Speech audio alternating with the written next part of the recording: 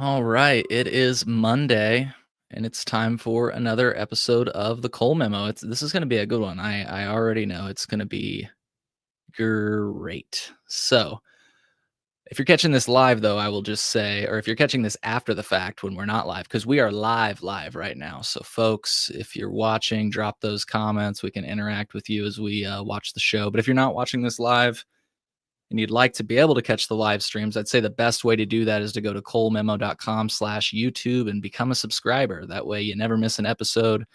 But, if you can't catch it live, that's all good. The podcast is also on SoundCloud, Spotify, Apple Podcasts, and other platforms. And before we get into today's show, which features Aaron and Dave from the Elevated News podcast, you might know them as Two Dope Dudes, I'd like to share some breaking news with you all.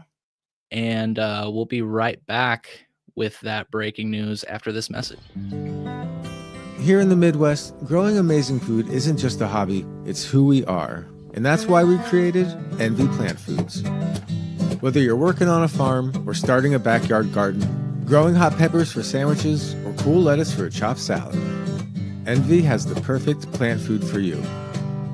Blended in Illinois since 1962. Support the Cole Memo and save.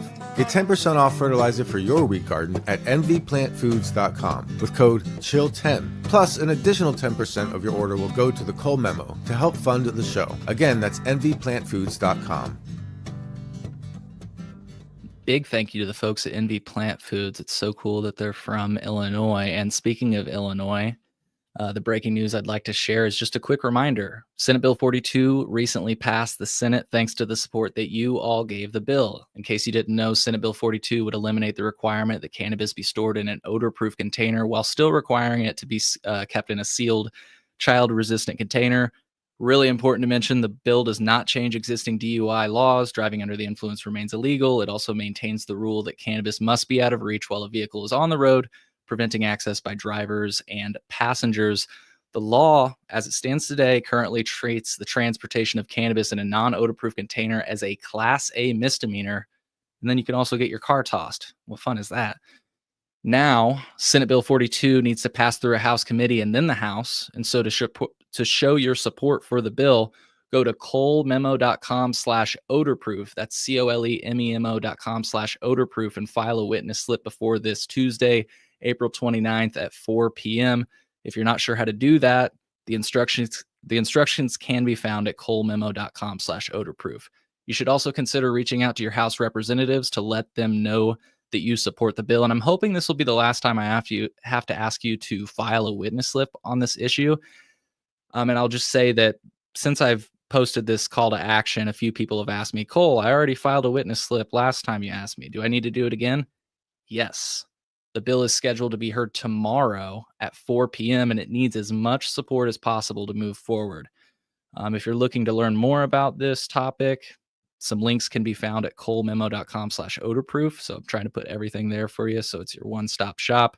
You can also go to colememo.com/minidoc, which features a mini documentary where I cover that topic briefly. So yeah, that's a great way to learn about all of that. And well, why don't we just start it off, get right into it. It's time for another episode of The Cole Memo. The Cole Memo. The Cole Memorandum. The Cole Memo. The Cole Memorandum. The Cole Memo. The Cole Memo is what allows this whole thing to go on. I mean, you have to respect the memo.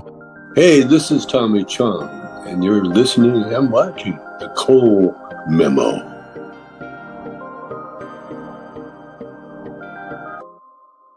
All right. I don't think I'm going to be sipping on one today, but if you want some cannabis infused drinks, check out drinkcantrip.com/Cole Memo. You can get yourself a little bit of a discount on some THC infused beverages. So today I am really excited to be joined by two people who've been making serious waves in the world of cannabis news and culture.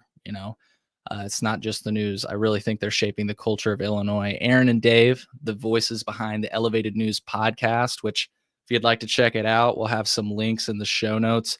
every Wednesday. They've also got Peace, Love, and Cope, I believe it's called, on Thursdays. I'll have Dave correct me on that here in a moment. But I know for sure every Wednesday they deliver fresh conversations, industry insights, and if you check it out at the time that it drops, a really lively live chat that helps you get through the rest of the week. Through their honest discussions and genuine love for the plant, they've built a platform that's not just about reporting the news, but about building community, supporting dope people. That's really what it's all about. So whether it's breaking down policy changes or spotlighting stories that don't always get enough attention, these two dope dudes are helping shape the conversation around cannabis. You can connect with them online at supportdopepeople.com. I'm thrilled to have them here today. Welcome to the show, Aaron and Dave. How's it going, guys? Man, What's up, brother? what an intro. And it's like your intro says, you got to respect the Cole memo. So, I mean, it must be true. It must be true.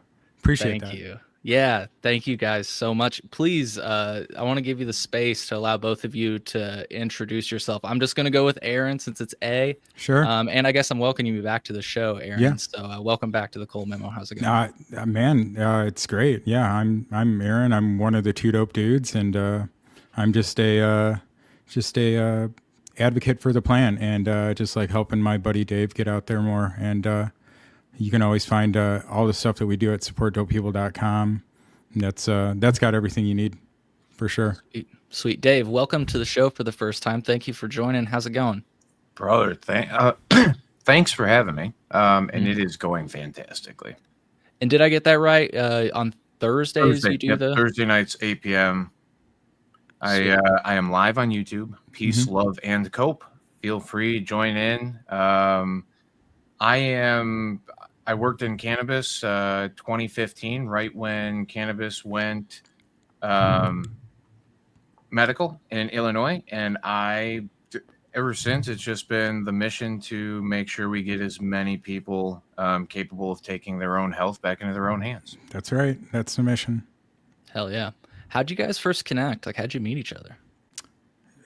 Disc golfing. Oh, hell yeah. Yeah, Dave and I disc golf. Dave is the president of our local disc golf club. He's the guy who shows up currently for the last, 8 or 9 years, something like that. Maybe less. Okay, yeah, whatever. So yeah, that's how I met Dave, and we hit it off right away, and we're always talking about weed stuff because we're weed people. So Sweet. Yeah. Sweet. And once again, folks, it's supportdopepeople.com. I think that's your one-stop shop there, displaying it on screen if that helps you get there. absolutely. What inspired you both to start the podcast? The Elevated News Podcast, I should say, if people want to go and type it into their search bars. And Yeah, give it a subscribe. that's the @2dopedudes YouTube channel. I think in 2020 I was getting fed up with corporate cannabis, and it was right during the COVID stuff. It became super impersonal. The interactions in the dispensaries weren't what I was used to for the first 5-6 years that I was doing it, and it just kind of became cold. So to continue to just try and promote, the culture of cannabis, right? And the positive message of this thing actually being used as medicine, and the whole industry that we all, I've worked in it for a long time, but like a lot of us are talking about anyway, it was all built on the backs of medical patients, of people who are actually suffering some conditions, and to completely discredit that at this point, to not even pay any mind to that, is very sad to me. And I just, more than anything, just give those people access, and hopefully they have the proper information when they're looking for it. Because as we've all probably talked about it, we've covered it, the help inside dispensaries sometimes is not top notch. And I think that there is some very simple math that you can do to make this a very personal but obtainable thing. And it's now it's cool that it's accessible, but I'd like better access, more consistent access, obviously less taxed, and those are kind of the points that, like, I think without kind of just barking about it a little bit as much as I can. I don't know what else to do about it. And obviously, seeing you do stuff and seeing Maddie and them doing stuff, and everybody that's really kind of actually pushing the envelope and going out to Springfield and getting in the faces of the people that need to be. Like, yeah, I thought, hey, I'll just bark until, and now I'm like, holy cow, there's a context in a way to it. So, thank you for doing what you're doing too. Oh, for sure. And I mean, to your point of what you just said, and I kind of mentioned it in the intro, but people are listening. You guys have a dedicated crowd. I'm always happy that when I show up and in the live chat, they're all super friendly. Like I'll be like, "Hey, what's up, guys?" I always say, "Smash that like button," but they're always like, "Hey, Cole." Like it's like I say, folks, seriously tune in on Wednesdays because just besides the fact that the show has a lot of good info, there's a good chat going on during it, and it just feels very dynamic. And It's it's one of the things I always say about Dave and I when people say, "Oh, you guys look like you guys have so much fun," and you're just, it's real, it's genuine. Like Dave and I are friends. You know what I mean? Like we hang out like besides the podcast, and I am a Illinois caregiver, and I help the patient that I'm a caregiver for grow cannabis for their condition, and I've seen the impact just like Dave has, and that's where Dave and I really connect. I've seen the impact of medical cannabis on somebody who really needs it. You know what I mean? Because that's really what we're talking about here. We're talking about people who need access to cannabis for medicine. Like, that's it. And so Dave and I connected over that, and Dave does his live streams throughout, COVID and whatnot, about taking your health back into your own hands. And I participate in that, and I think it's a really important message. And Dave and I would always be talking about the Illinois market anyway, because he worked there pre-rec. And, we just kind of decided that we might as well just start filming it. Like, let me just make it easy for Dave to show up, and I'll just convince him to, like, do this stuff. I used to go over to his house. It was audio only. I bought a little Zoom recorder, which, is fantastic for audio recording. Had a couple of microphones, just started talking, and it just became a thing, and it's just about access to cannabis and trying to change people's minds and people understand what's going on. Hell yeah. And I just want to plug once again for people that might just be tuning in, supportdopepeople.com. If I throw that on screen here, what you'll notice when you get there is you can actually sign up for the newsletter, which is cool. You can also get free slaps or stickers. And you can get to the podcast and everything else. I've heard a lot of really good things about the Fox Valley Growers Club for our growers. Anything else you want to mention here, just while we're talking about the website? That's got everything I got. If you go to podcast, there's links to Dave's page. There's links to a growing podcast that I used to do. I'm just, it's just about the community. It's about having access to cannabis, and I'm just trying to help out where I can because I'm privileged to be able to. And it's about, finding something that's good for you and good for everybody else, right? Hell yeah. And I know you guys do some events. Do you have any coming up? I just moved into a new house, and so I've been so busy with that. I haven't planned anything. It's kind of like when I have time to do stuff, and I have no spare time. I have a big outside garden now, and I'm just in full swing. So eventually, once I get everything going, I want to do some stuff. Congrats on the new move. Thank you. That's exciting. It's great. It's great. Yeah. You're probably still in that fun part of it where you're like unpacking things. Like, where does this go? Yeah. I'm at the point now where I can start unpacking my stuff. You know what I mean? And like everything else is taken care of. Now it's like, all right, let me start figuring stuff out. Yeah. Start growing again, Yeah. So we talked about, kind of what inspired you to start the podcast. What's been some cool things that have come out of it? I know there has to be some things. Relationships easily. Yeah. Mm-hmm. Yeah. Being able to, I think also gaining some access to some of these events a little bit more with the players, right? With the people that are actually hitting the ground and going hard at it and seeing what it's taking each individual to succeed, right? also too, what is the bar for success, right? I think there's a lot, but everybody out there is really doing the coolest things, and really, I see some people now that are providing for themselves or doing okay for themselves with cannabis outside of having to find a job to do it. They're doing it on their own. So seeing that has been one of the coolest things possible for me. Knowing that it's what Aaron and I have talked about for a long time too, is like giving. There's so much that this plant has capable of doing that we're not even exposing yet. I think if you were to ask me, like, everybody's trying to eat one piece of pie, not realizing that there are 7 other slices of it, and that could be infinitely more slices, right? But there's so much more that could happen if everybody played collaboratively. But because there's so much competition all the time, to see, again, smaller kind of really cool, like just homies, friends that you want to see succeed, capable of doing it with the plant outside of a, corporate whatever environment, is so cool. That to me, this is the best part of doing this thing so far, is meeting all of these people, seeing their success, and then just watching how cannabis is being pushed out in different lights. Because I have my ideas for it, and I have my avenues that I think I would love to help people with, but everybody kind of has a vision for it. And I don't think much of it is bad. I don't even think the big people at the top trying to profit from it is a bad thing. I just think that you're going about it in a very poor way, to where now you're causing competition for yourselves against the state, and not, like, there's no progression in competition. So, well, there can be, but the way that they're handling it, the progress isn't happening fast.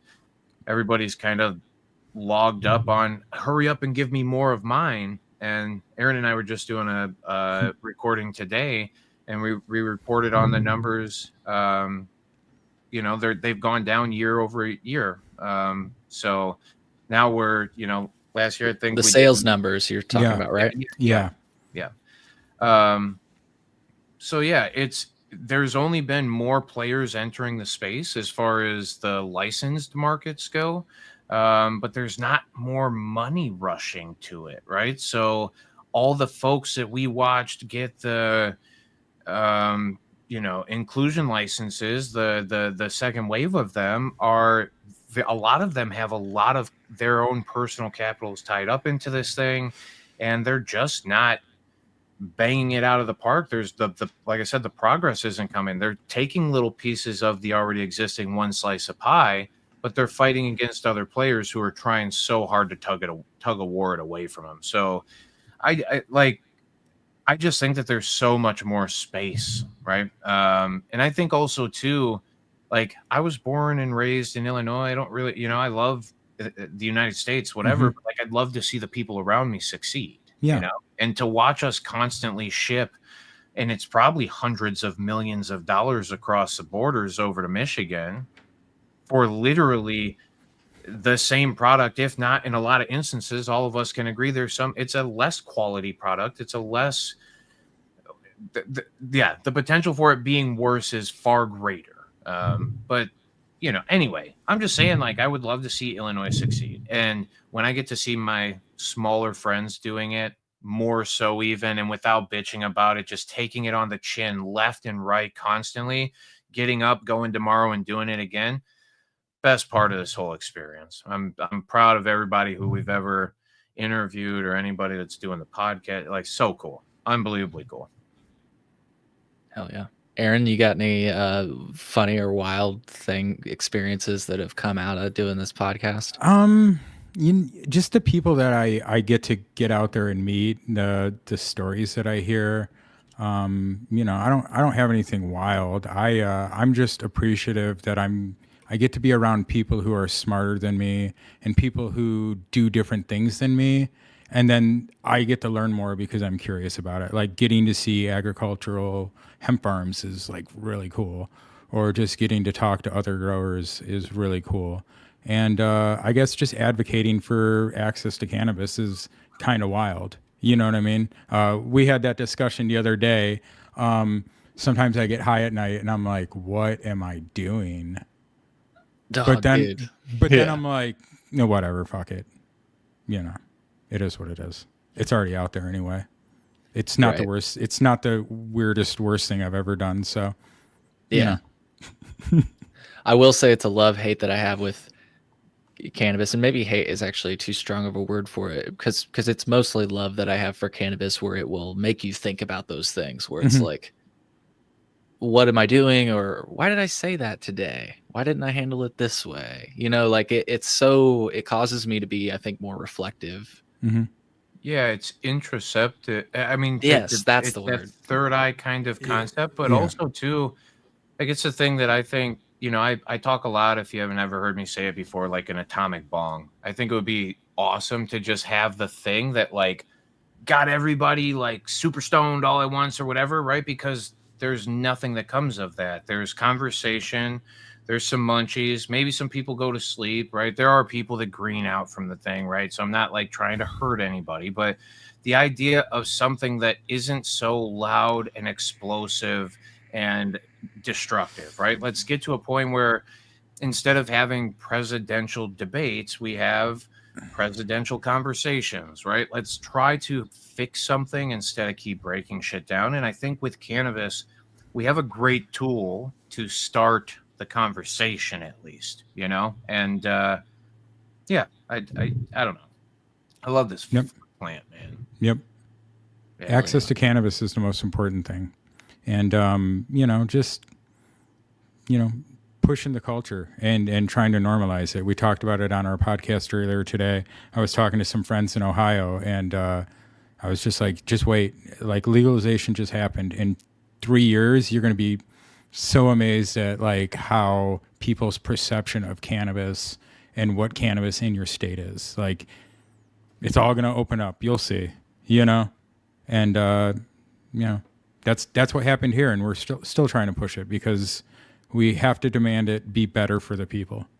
We can't let the state control and regulate all of it, and control and regulate it, to a detriment to the people, because it should be for the people. It's compassionate use of cannabis. Hell yeah. Hell yeah. Yeah, and my next question will open us up to maybe some things we should see improvements, but I will say that I've tried to get better about being forthright, I think is the word I'm looking for, with the positive changes that we've had. Mhm. And I'll just start with this. Even though, as I think we all say, I've heard you say it on the show, and it's something that I cover a lot. It's like, it's almost like the idea that it's legal, but it's not that legal. Like it's not completely legal, but I will say that one of the best things about it, like I said, to be kind of like start this off on a positive note, is I don't think I would be on this live stream right now doing this show if it weren't for the real progress we have made. I mean, it is crazy how much different of a world it was just 5 years ago, I still remember, 12 years ago when it became legal, and it was like, wait, Illinois actually did something after the whole last state to allow constitutional concealed carry. You know what I mean? We had to take it to the Supreme Court and fight. Like, typical Illinois, like, regardless of what your politics is, typical Illinois, like, they actually did something good. And now we're privileged in a way to be railing against. Oh, Dave, you still with me? I'm still with you. Maybe Aaron, maybe the dabs just hit him. Yeah. And the best part is I always have technical difficulties. So for it not to be me is kind of awesome. Yeah. Well, let's see what we can do here. I'll try to get Aaron's Aaron, you with us? Oh, nope, he's gone. Well, that's okay. We were just talking about, it is an unbelievable oh, Aaron's back. Aaron, how's it going, man? I rebooted, just refresh. That happened to me earlier. There was some streaming circles, but it went fine, so I just continued. No. We jokingly said that your dabs just kicked in. Yeah, I heard. Oh, you heard us. Yep. Okay. You were in the middle of we were reflecting on the idea of how much progress we've made. You were talking about concealed carry and how Illinois yeah. has finally take it from there. Illinois has finally done something good. That was mostly the end of my point, but because we were talking about how perceptions change, and we're kind of privileged now, I think is what I was saying, to be railing against a man for taxes instead of railing against a man for access to cannabis. So yes, we are privileged. We are actually, it's undeniable. We are privileged, but that doesn't mean that it's don't let perfect become the enemy of good. You know what I mean? It can be better, and we should demand better, because if we're the most equity focused market in the nation, why not lead the charge on that too? Mm-hmm. Yeah, one of the things, and I want to pass it over to you, Dave, but one of the things my parents sometimes ask me, because they don't get it. They've never really, they've not been smokers. They finally admitted to me that they tried it in their youth. That was finally.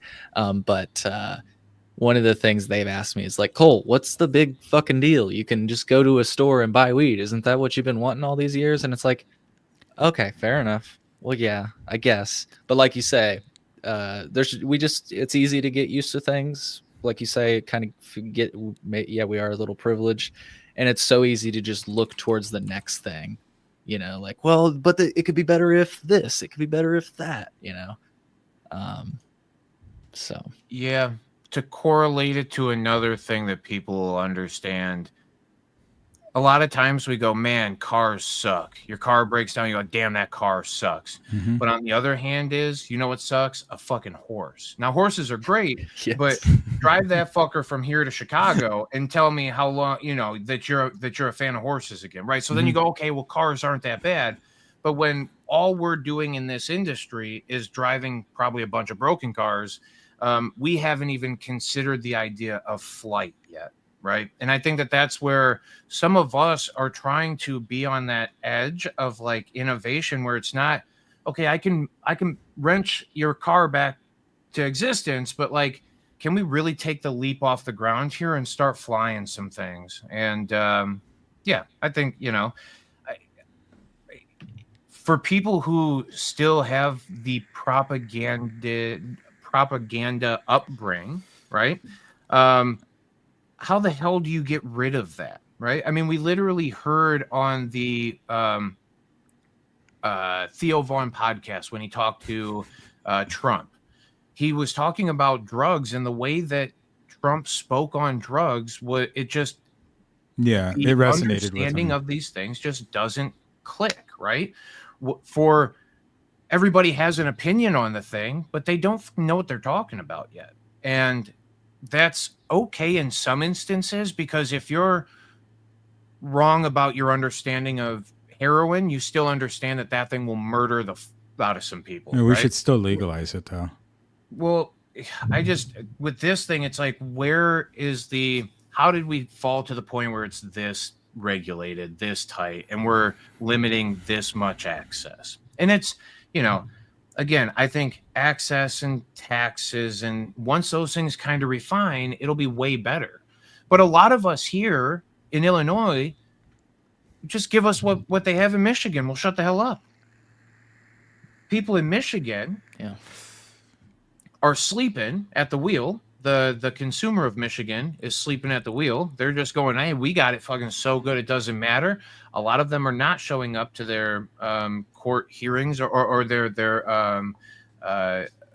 official hearings. And what's happening is they're getting lobbied against, where now Michigan is trying to put larger tax rates. They're back to the part where everybody's trying to increase their prices again. There's everybody's trying to follow Illinois. Well, and that's it. Now everybody's going, wait, they can do it over there. They're getting 40%. We're getting 15, 20. Yeah. We're doing peanuts over here. And as a who's going to build the roads?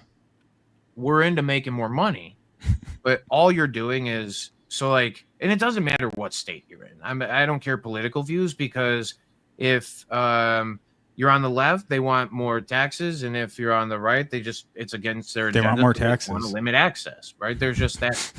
So no way is right. But No matter who you vote for, you get John McCain. well, Well, Yeah. to your point, Illinois, and I think Aaron, you've made this point as well. Or maybe Dave, I can't remember. I know for sure I saw it on your show, and I've even crunched the numbers. While Michigan does outsell us every year in revenue, we have still made more taxes than them every year. So they've Absolutely. made, they make more sales than us every year, but we make more in taxes every year. And I'm sure, like you said, Dave, they're probably thinking, well, they've been doing it. And honestly, what do you guys think? Not to take us on too much of a Michigan tangent, but do you think if they added that 30% tax, would they still be cheaper than us? Cole, I want to hold on a second. Speaking of Michigan posts, I can't believe you would even talk about Michigan. You guys won't ban it on the subreddit.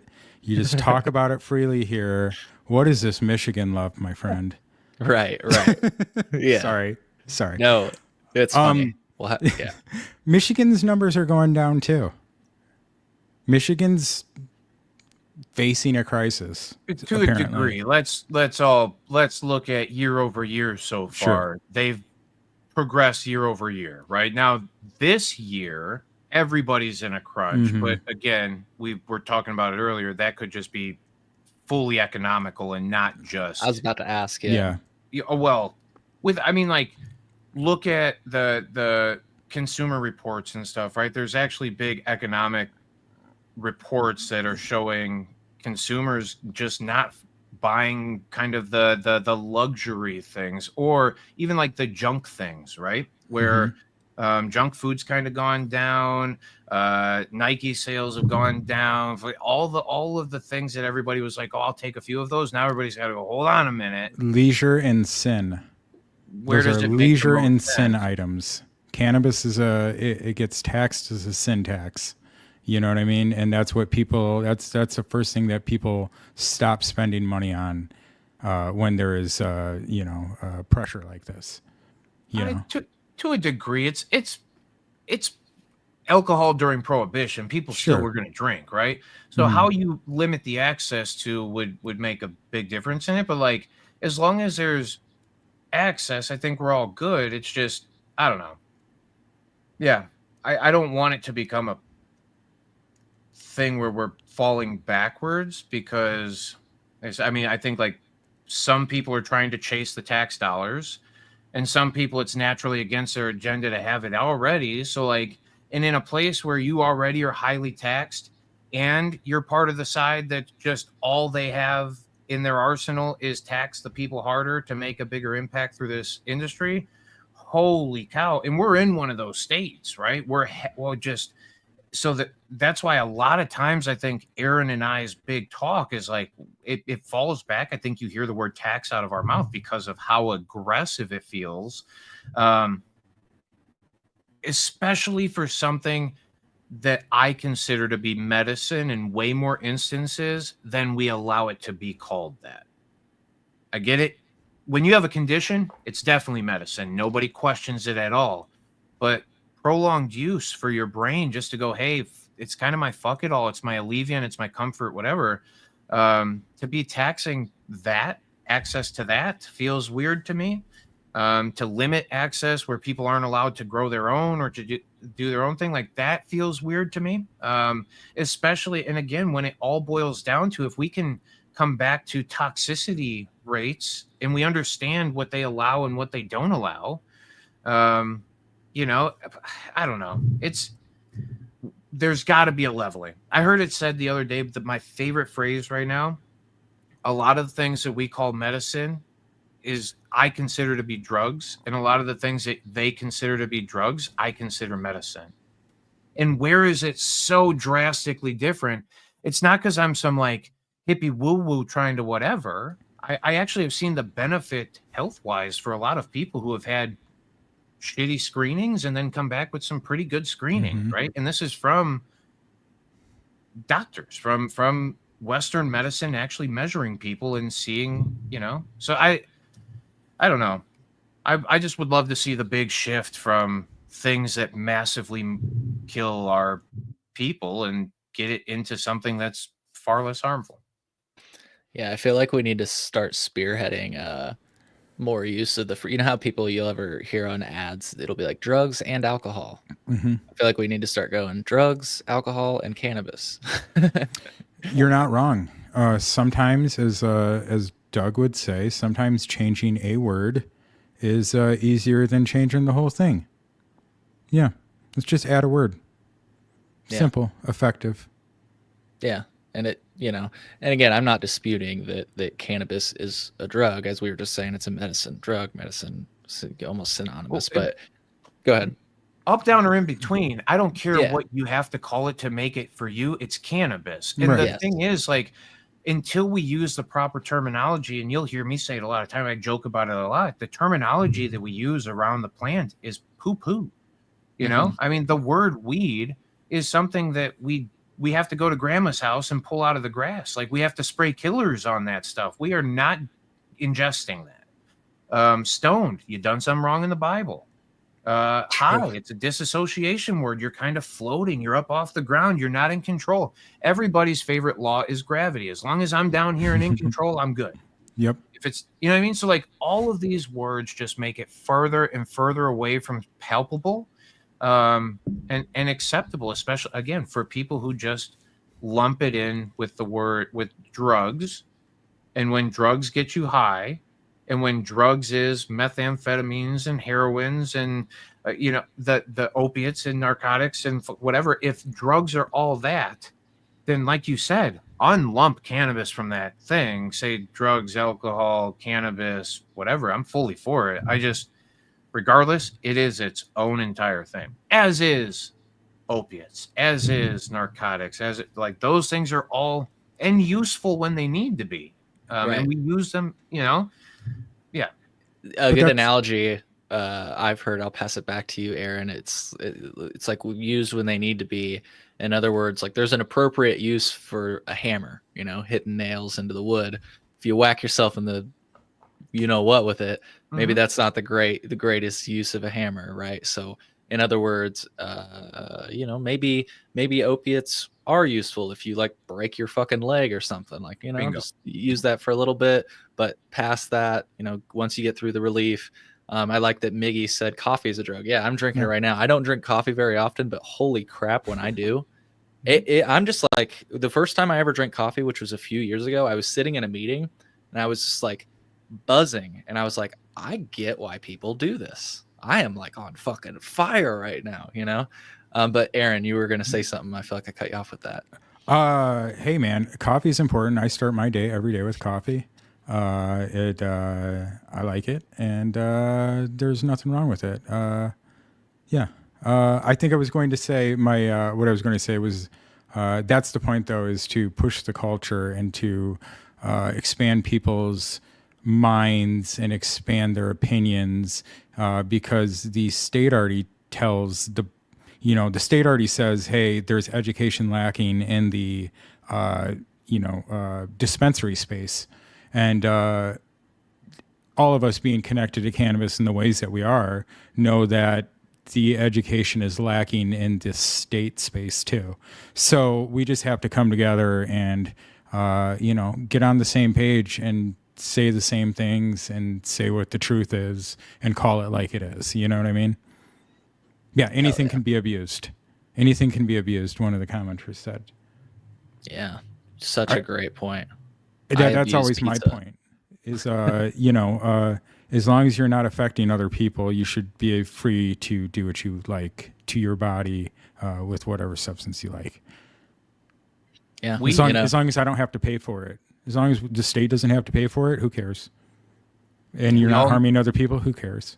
Scariest word. Mind your business. Scariest word right now in all of English language. Everybody say right now it's fentanyl, right? Yeah. Everybody knows, holy shit, that is the scariest thing in the whole world. That shit is administered to pregnant women while they're giving birth. Yeah. No, All right. carfentanil is way. It's like the microfentanyl. Yeah, I say yeah, you yeah, should I saw that. you should do like mini doses of. No, I won't say that. Never mind. This is No, not yeah. this is not a comedy podcast. I shouldn't say that. I mean, That'll be recorded. yeah. No, yeah. Sometimes I like to joke, but yeah, you always got to make sure people know you're joking because we talk a lot about a lot of serious stuff. I'm glad I'm mature enough now not to just say it. Yeah. Dave, were you going to say something? No, again, same thing to just kind of back what was being said there. In the right place at the right time, everything makes sense. And when not being misused, I don't see why there is an opinion towards it. And like now, I talk about it a lot, the science and the math behind this thing, right? The LD50 test is a very real thing that is used to measure toxicity in different chemicals. In a couple of the readings, and there's different settings out, or there's different readings for cannabis out there if you've ever looked at it. But aspirin is like 1 to 50 on this thing. So if you take 50 doses of aspirin for whatever your size is, you have the chance of toxically shocking your system. If you take 100, you have a chance of toxically shocking your system with the potential of death. Cannabis on this scale is like 1 to 20,000 or 1 to 40,000, and it depends on, again, method of ingestion and strain and strength and whatever. But like to inhale something like that, I think it's like 250 pounds of cannabis, and you have to ingest that dose in like 15 minutes, right? Now that's if it's a 20,000 dose done at a however many joints or whatever. But there was another guy that came out recently, and he goes, well, okay, we reran the LD50, and it's something like 60 grams of concentrate, full-blown THC.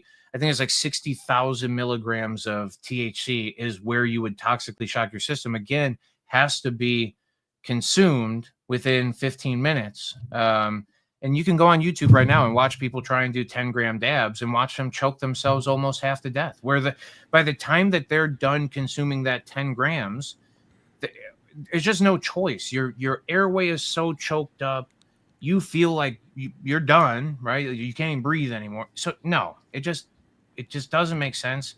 But again, aspirin, 1 to 50, 1 to 100. You can buy 100 doses of aspirin in Walgreens, probably for under $15. I'd say under $10, so. But inflation is crazy. I went to buy wasp spray today. It's $15. I was like, damn. That's what I'm saying. And it was generic brand. Looks like I'm getting stung this year, bro. That's what I'm saying. Yeah, that or buy a can of WD-40 and a lighter, I guess. Well, they're up by my house, so. Oh, you know. Well, yeah, that's not a good option. Yeah, I don't want to use. I mean, I got that propane flamethrower thing for the weeds. I can just and propane accessories. Yeah, that's Hell right. Yeah. Propane and propane accessories. Mm-hmm. What's Miggy says? He says, read the support documentation for the DEA trials. The FDA input has a lot of interesting studies / observations on addiction and effects on society. I'm guessing maybe you're talking about the rescheduling stuff that HHS. I don't even know what you're talking about, but maybe drop a link for us and we can check it out, and the listeners can check it out too. Yeah, it could have been very closely tied to me ranting about opiates and the strength of what is going to hurt people. Yeah. But yeah, shout out Miggy dropping facts about stuff he actually knows what he's talking about. Yeah, he said it's the rescheduling stuff. So yeah, folks, if you want to look into that, look into the Department of Health and Human Services recommendation to reschedule to Schedule 3, which maybe we can discuss here in a little bit. But we were kind of talking about the Illinois cannabis market, and we led off with a really positive thing. What else do you think the Illinois cannabis market is doing well? It's pretty tight. We can grow as indoor cultivation. Massive indoor cultivation. Yeah, I think comparatively, and don't get me, there's some other places that do it well too, but like, I think some of them, it's neat to see what they're doing. I've worked for a couple of them, and to actually be inside and witness all of the moving parts that go on, and like, to see the end product sometimes actually come out and deliver and bang and be there is like, it's the neatest thing to me. But besides that, I don't know. I think recently one of the biggest wins for our market has been access to excess cannabinoids. Not just so THC and CBD dominant, Yeah. where now people are going, okay, how do we separate ourselves? Well, the only way we do it is to start boutiquing ourselves out or whatever, where we're going, okay, we're separate because we have now CBG.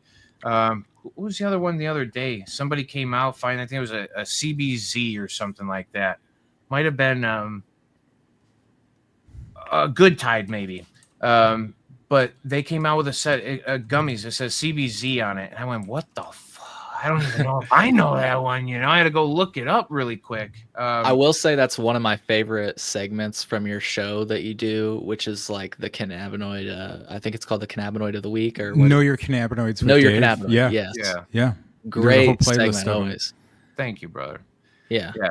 We I think that's it though, is like there's truth in little parts of this thing. And when you put it all back together, we realize that like this is just something that's going to benefit the end user. All right. Plenty of people can make money off of it, and people have to grow it, and people have to do whatever. Plenty of people go to work and don't have time to grow cannabis or whatever. So they would rather pay you to do it. There's plenty of people who are willing to pay people to do the thing. So I just want that to happen. I just want to see more access. Yeah. But I think, like I said, coolest thing, excess cannabinoids. Yeah, I think there's some cool things coming out on the market. I think some of the drinks are pretty cool because it's a wider access. I think that it's cool that we have some focus on expanding the caregiver program. And just that we have eyes on it. Not that I necessarily think anything is going to get done this year with it, but I think that the idea that somebody that was it Representative Sonia Harper, I believe, I think so. I'll double check that. The Yeah, caregiver one, is that what you're talking about? Yeah, I was trying to look. I could go to my email and check the latest Canada Equity Illinois Coalition. Rita Mayfield. Rita Mayfield. There you go. I think it's cool that somebody went to the the trouble of like actually filing a bill and like trying to garner support for this. I think that is better than just ignoring and putting our heads in the sand and saying omnibus. Yeah. Although that's probably what's going to happen, but you know. Yeah. It seems like we always Let's get gut on, everything. Yeah. Choo choo. We're getting on the omnibus. That seems like the 37 trillion. We just held hands across the aisle and agreed to 37.5 trillion, whatever. So, yeah. Somebody just got a good question that's a little bit of a tangent, but do you guys have a good grower or a most reputable brand? Regulated or unregulated market? That's a good Taxed question. Or untaxed cannabis, because I could probably answer both. Yeah. I'll take the Dave, please. regulated market for. There's a few that I have seen actually growing some very, very good cannabis. Connect Wellness has done some really cool stuff lately. Put out some very nice flower. I think some of the craft growers have been a little bit cooler to see kind of coming back up into the light. Illinois Collective had a couple of okay strains that really did something okay. And then obviously I think if you just want to, although I don't want to rest my head on this, Rev has always been pretty good, but Rev has got a lot of flack lately, so maybe don't take my word for that. Yeah. But Connect Wellness right now, smoke coming out of that place. Mm-hmm. I mean, me personally, I don't think that there is flower on the regulated market that I would actively pursue to smoke for recreation, just because I know what's out there and I know it's preferable to me. You know what I mean? Yeah. We definitely went over that cannabis legalization news, I believe. Are you talking about the rule of 60 or No, he put Rev Lost Roger. Oh, gotcha. Yeah. Is that somebody that used to be at Yeah. Rev or something? He used to, yeah. I believe he was the head grower over there. And I believe that was like a last year, early this year kind of thing. Where'd he go? I need his maybe number. I'm a home grower, so I mean, I can't for me, what is cured in the way that I like is different than what's on the Illinois regulated market. And so I have friends that work for Illinois Collective as growers. I think they grow amazing weed. It's just not something that I would like to smoke. Yeah, and I think the best analogy, I'm curious what you all think about this, and it works perfectly because of the fact that Illinois is CPG. It's all consumer packaged good. There's no deli style, there's no ability. And I feel like it's partly CPG, partly the testing standards. But the analogy I like to give is like canned green beans are fine, but there's nothing better than getting some green beans or tomatoes from somebody's garden. You know?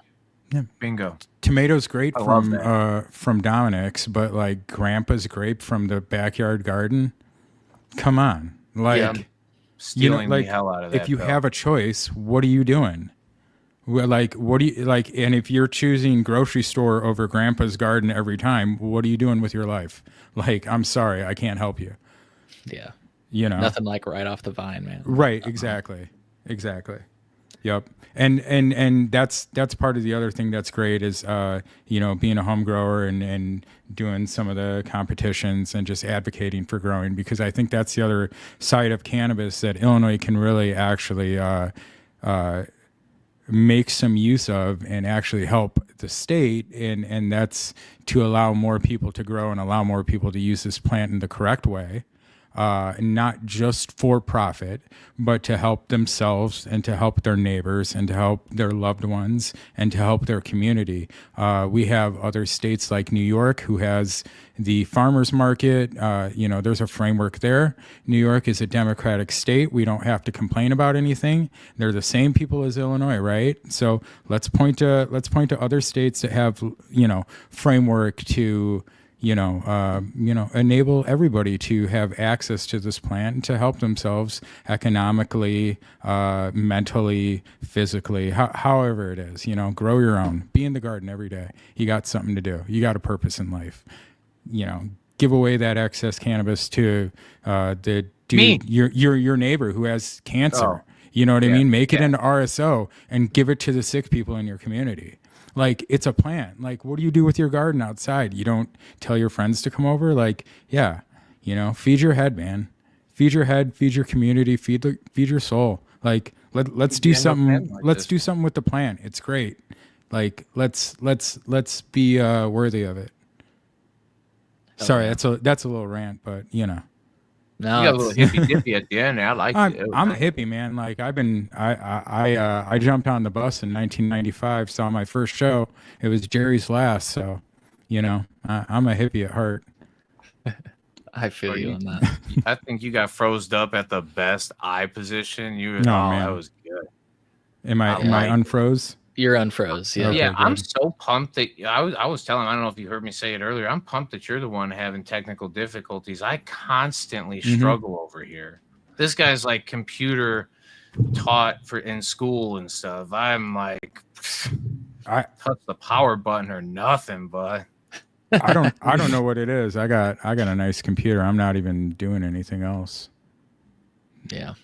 Yeah, like you say, the farmers markets are where it's at. It's like I almost feel for some of the growers because, like we said, it's kind of the combination of the CPG model and the strict testing standards. And I think they are a package because it's like you need the testing standards to be so strict so that if the product needs to sit on the shelf for a year, you're not going to open it up and it be moldy. Like would happen if you Right. fucking put a can of lettuce on the shelf.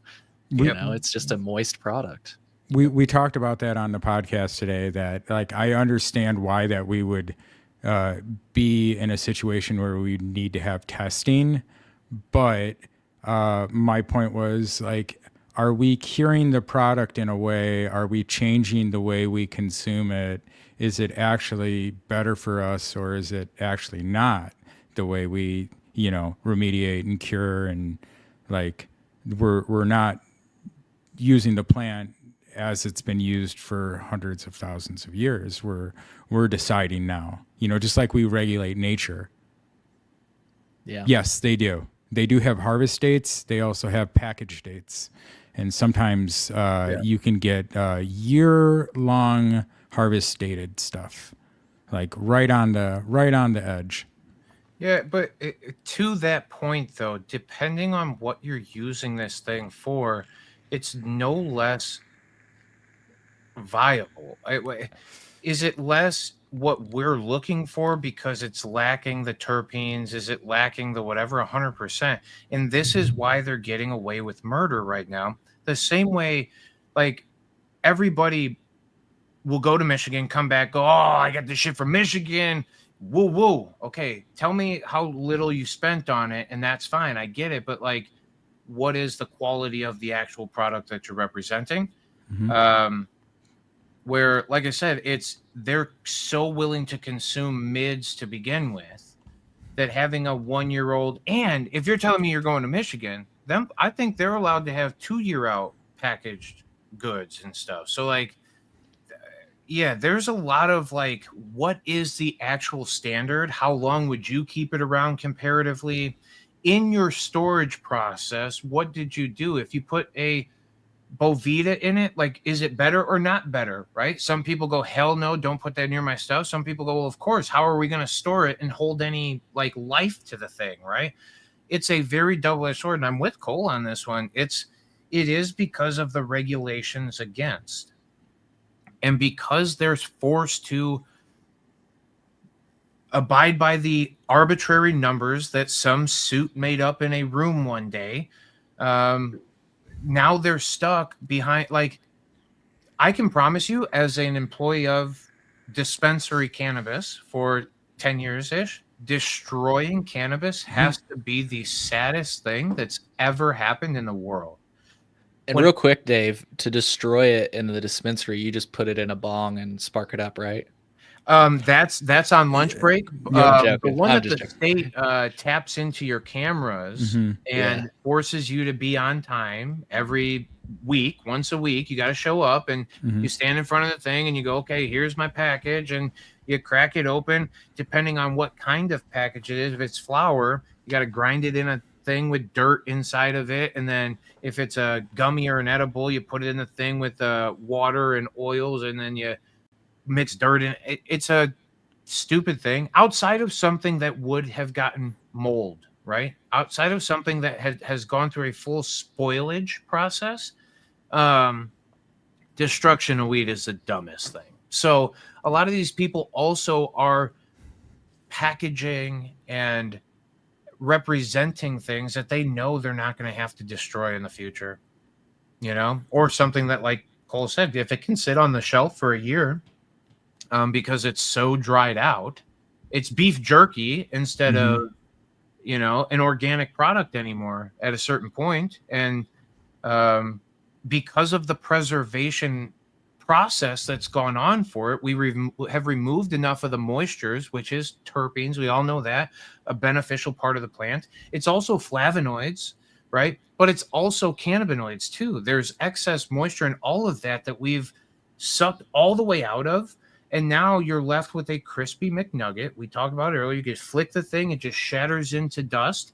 You're like, ugh, who wants that? So I'm Doesn't with you. burn right. Right. No. Puffball. Yeah. But Clean medicine. The other thing is too. That's the most important thing. Just if you're going to use it as medicine, you should have access to the cleanest medicine possible. And that's a personal choice as to what you what is clean enough for you. In that package, you nailed it though. What is clean enough for you? But it's a clean product, and it has THC left in it, and it has some terpenoids left, even if it's the most minuscule amount. And we all understand that very small amounts of THC can do the thing. Remember the stuff we smoked back in the day, sticks and stems all mushed together, had 3%, 4% THC in it. Every single one of us was completely content with smoking that shit then too. Yeah. 3% or 4%, if it was the regular, would be you had to go on just a fine mission for all for of it. us. You had to go on a mission for it too. Remember the missions? I remember, bro. My buddy worked. This is a dead ass true story. My buddy worked at a graveyard. All right, he met some dude that worked at the graveyard, some thug that worked at the graveyard. He said, "Oh, I'll get you a little bag," but he sold it to him at work the first time, a little $20. We went, "Holy crap, you can get that much for 20? Let's go hang out with this guy." But then we showed up, and the story, just like everybody else, the guns on the tables and the everything, and we were like, "Oh, we are way out of our league and out of our place." And so, for that to be behind us, and all of us to be in a place where, like, you know, I can't find the meme right now, but I know it used this picture. You reminded me of the adventures as you described them, Aaron, and your guy would always be like, I'm right around the corner, and the meme I've seen is your guy saying, "I'm right around the corner," and then the picture is this is actually your guy, Rev Run in the bathtub, just chilling, just chilling. Yeah. I always see the Pablo Escobar one, when the dealer says he's 5 minutes away and he's just, on the swing by himself at the table in the empty pool. Yeah.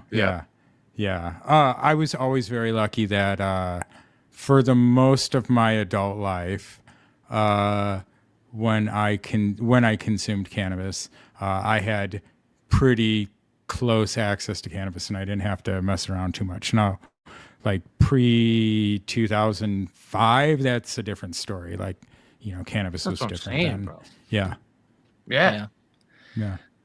Well, I'll just flash this headline up for a second because I've not personally done a deep dive on it yet, but I'd added it to my list of things to cover in the future. But just since we brought up the topic, I never knew. So the way that this headline frames it, or this story frames it, the headline is "Tempest in a Pipette: What a Typo in Illinois Regulation Reveals About the Insanity of Testing Regulations." And these people basically make the case that they say, due to a transcription error, the limit was mistakenly lowered tenfold to 1,000 instead of 10,000. I had never heard. I always thought that our legislators just borked this up. I thought that they were just like, "Oh, well, less moisture, it's safer. More strict is better." I had never heard that this might be just the result of a typo. I'll have to do more research on that. But I thought that was part of your 5 nanogram article from 2-3 years ago. Well, this is that different? This is on the cannabis testing. Yeah, cannabis testing labels. Yes, yeah. So I just, like I said, I mean, pretty soon the state will have its own lab to set the standards for. Yeah. Sure. Yeah. So, anyways, any other things on what we think the cannabis market in Illinois is doing well? There were some cool things. Some of the independent craft growers that were coming on last year, they had some interesting products. I'm not sure how those companies kind of shook out within the year. I don't think it was great. I think it's good that they're trying new things. I think now we're kind of at the point where people are just like, let's get in on the intoxicating hemp game and just make money. I think that's where we're at now. I think it's it's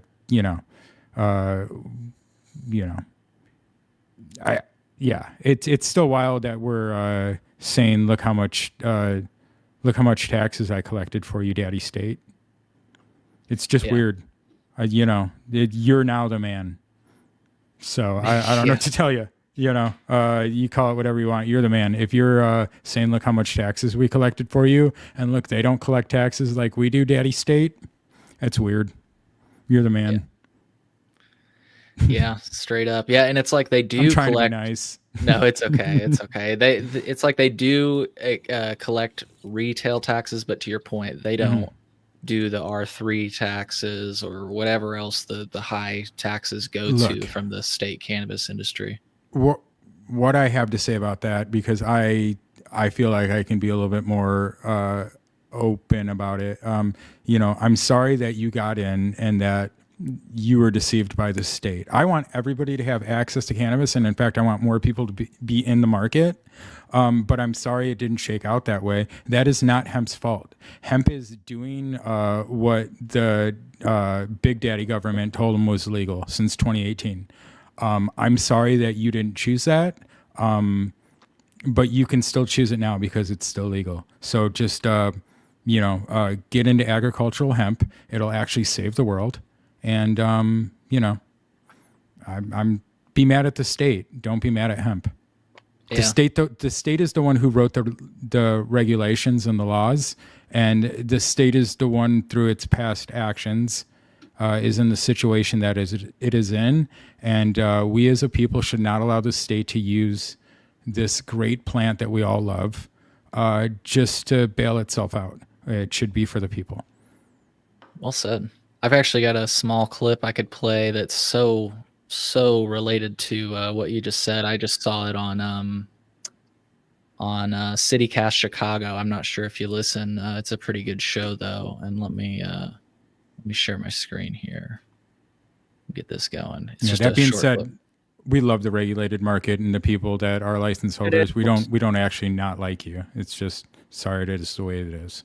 You know? Yeah. Well, and it's just like, this is why I say I wish we could take some of the best things from hemp policy and leave the rest of those things that people have valid points about, like the lack of full panel testing, you know, accurate labeling requirements. Like all hemp is focused on is that Delta 9 level. And if we could just basically add the 3-pillar approach that's employed in dispensaries, which is, you know, you check ID, you make sure the products you're selling are tested and labeled accurately.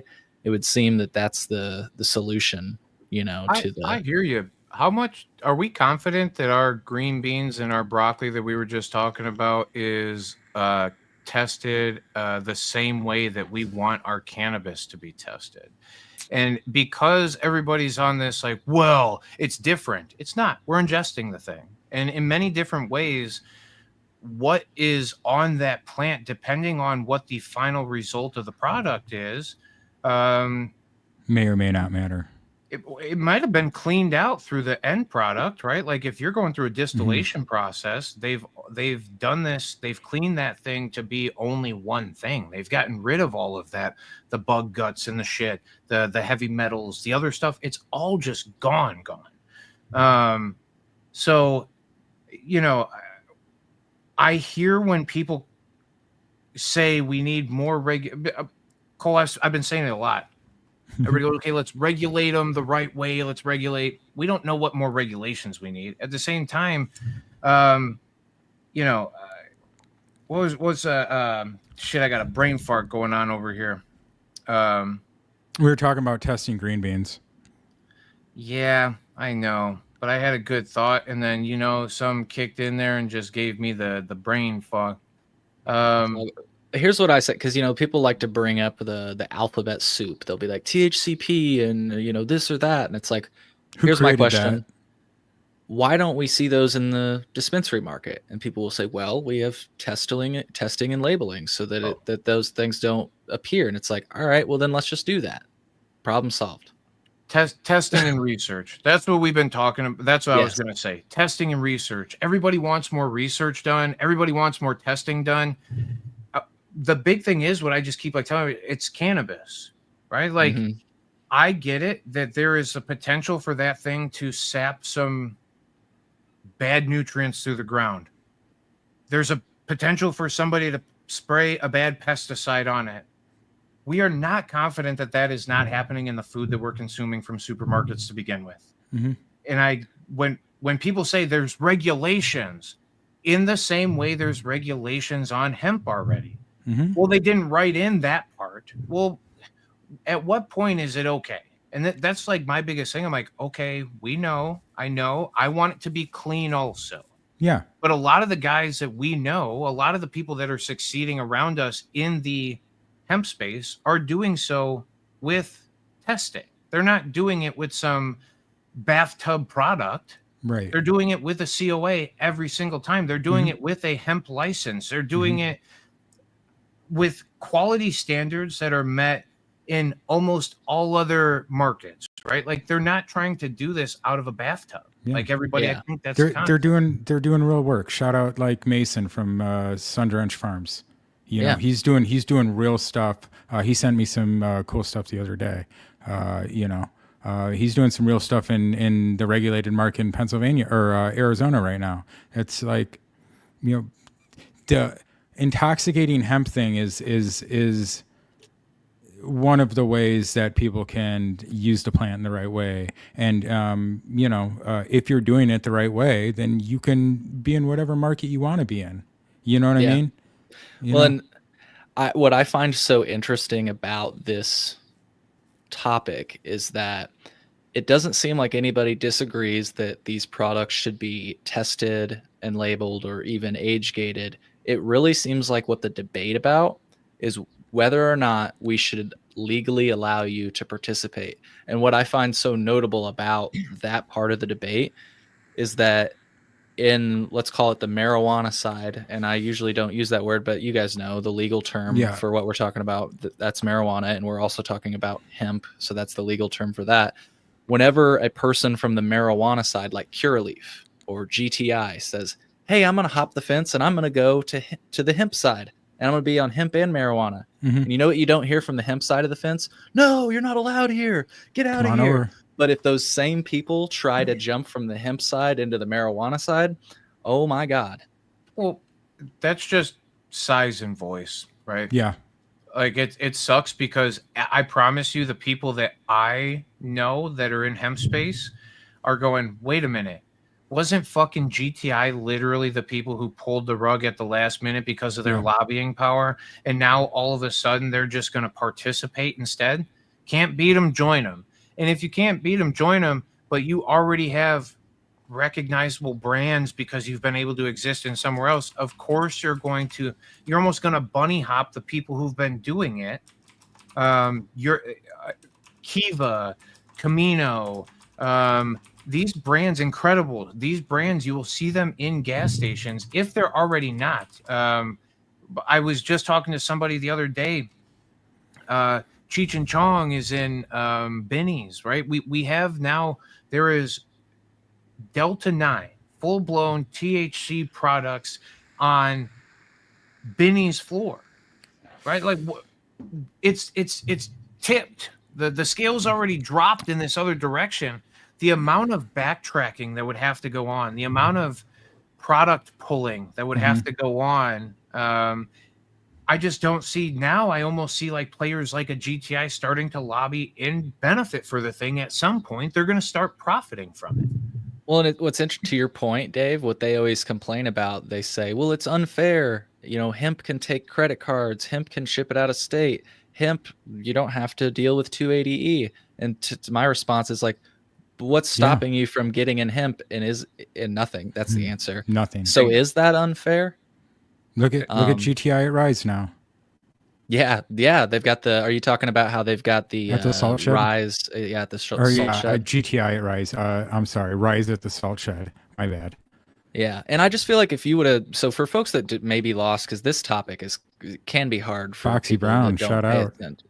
Yeah, check out boxbrown.com. I'm displaying this graphic that explains what we're talking about. And basically, the language from the Farm Bill has been extrapolated to mean that any hemp product with less than 0.3% by weight is hemp. And I just think if you would have shown, speaking of Cheech and Chong, Dave, if you would have shown Cheech and Chong this picture saying, hey guys, just make sure that only a little bit of the gummy has THC in it, or drink or insert product here. Just make sure that, you know, it stays below this arbitrary 0.3 threshold. They'd be like, they'd probably be a little confused by this, and they'd be like, look, you just can't call it weed. You got to call it hemp. They'd be like, Okay. Yeah. Sure. They'd be like, Yeah. all right, if that's going to help me avoid legal trouble, and I mean, hemp, sure.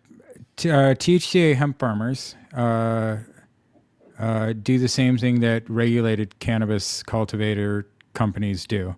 They pick and choose testing. They pick and choose testers. They choose times. They choose heads.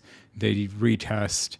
Hemp farmers do the same thing that, generally use the same labs because there's not that many labs, Right. Yeah, Absolutely. So, I mean, we're just arguing over, how much regulation we want at some point. And here's an interesting thought. Governor Pritzker was asked a couple years ago at this point whether or not if a bill was put on his desk that would allow for the regulation of delivery of cannabis, if he'd support it. And he said, I mean, yeah. And what's funny is hemp did that. Like, so some of the DoorDash. problems, yeah, bingo. It's on DoorDash. I mean, I got these delivered through the mail. It's just, like I say, this is where I say take some of the best things from hemp policy, which includes access. That goes back to what you were saying earlier, Aaron. What we value is access, and you can't really debate the fact that hemp has given people more access to the cannabis plant than most of these state regulated programs. Pay attention, regulated market. This is the best thing you can take from the hemp and the hemp community is that they're welcoming and that it is about community. That's the best thing you can take. If you focus on community and access, let's be for each other. Let's not be against each other. Because then we can benefit. Thank you. Yeah, and I was going to say even Support benefit their off people. of each other, because some of these companies have a history of kind of not being for or even arguing against home grow. And my thing is, like, you're decreasing your talent pool. What if a fucking home grower gets real good? And it's like you could hire that person and fucking take Yeah, that's what they do. You could. I think Already what's going on. Yeah, And, for sure. yeah, they're But I think- going to limit. I think home growers are a little bit different than corporate cannabis growers. I think it's a different thing. Yeah. You've Yeah, grown a but couple plants before. Like they're it's a literally- different thing. I will tell you boys right now from my experience, they started off, they bought big ass players from other markets who knew how to make cannabis at a grand scale. They brought Flew them them to down. Illinois, paid them fat up front to get here, stole their playbook, walked behind them, stole their playbook, And their wrote down the genetics. script, said, here we go. And now what they're doing is they're trying their best, because when that sale posting goes out or when that job posting goes out that says head grower looking for anybody who's been like, holy shit, is this my opportunity? They ship the thing. These people have hundreds of qualified, I would guesstimate some of them are not, but they probably have hundreds of qualified applicants. They literally get to pick from their genetics. It's a free pool of genetics. When they walk through the door, you go, hey, what do you got? Oh, you've grown what? Show me what you've grown. Wow, that looks really good. Here, let me, You've what? got Chem 95. You can be our new guy. Come on. The people that are bringing new genetics to Illinois are bringing them through their home grow, their hunting and pecking at home, and then they're bringing it to these markets.